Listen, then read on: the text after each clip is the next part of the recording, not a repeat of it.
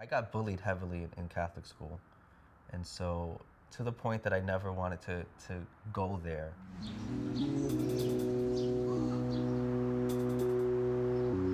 I grew up in the Lower East Side of New York City.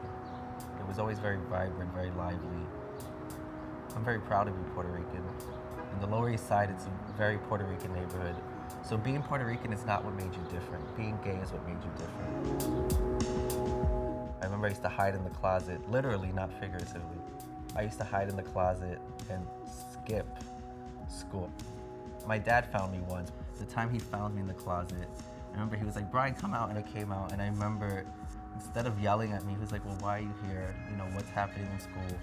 And then he proceeded to tell me a story about his best friend from his 20s who was gay and that he loved him no matter what.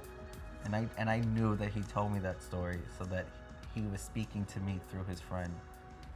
He said one of his proudest moments of me was when I came out. You know, you don't hear that a lot from gay men and their fathers. I just want to see the dog. Growing up, I felt the support from my parents, and I think that was a saving grace because I didn't necessarily feel that out in society. Back then, when I was suspecting that Bryan was possibly gay around the age of 4 to 5 years old, I wasn't as accepting. I was praying and hoping that he wasn't gay. Now it's different. I met his mother. Having a gay son also helps me to become more aware of their issues and what they're faced with. I'm not saying that, wow, I'm the perfect mom, to a gay son, but I would say, yes, that I embrace my son and who he is wholeheartedly. Because I was so shy and because I was gay and I didn't really want people to know, I sort of introverted a lot. And so writing was a way of me to live out my fantasies or to sort of create these ideal environments and create some excitement for myself. At that time, I wrote about an individual who crossed the border, the Mexico-US border, while being gay. My ex-boyfriend, Pablo, he was from Guatemala. He was my first boyfriend, my first love. And through him, I learned a lot about what it meant to be an immigrant. In Guatemala, it wasn't a place where he can be out. There's a lot of individuals who are LGBT who are crossing the border because they're LGBT and because they want to come to America where they think it's a place that's more accepting and that they can be themselves. Alejandro, with his glazed over eyes, stares at me.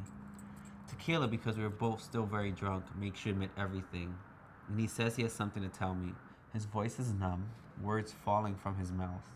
He's been going to motels since he was 12, and he has something that up north they have medicine for. Medicine they don't have in Guatemala or Mexico, especially for someone poor like him. I know what he has, but I ask anyway, hoping maybe I'm wrong, but I'm not. He has that disease with no cure. When you are gay or you're an LGBT, you're sort of forced into this political atmosphere because if you don't fight for yourself, then who is? So I currently work at SAGE. It's an organization that's dedicated to improving the lives of LGBT older adults. What I do there, I'm the outreach coordinator for Harlem and the Bronx. As a young gay man, I never ever thought about aging myself until I worked here. There's not many services for older adults in general, and then you have LGBT older adults, there's even less.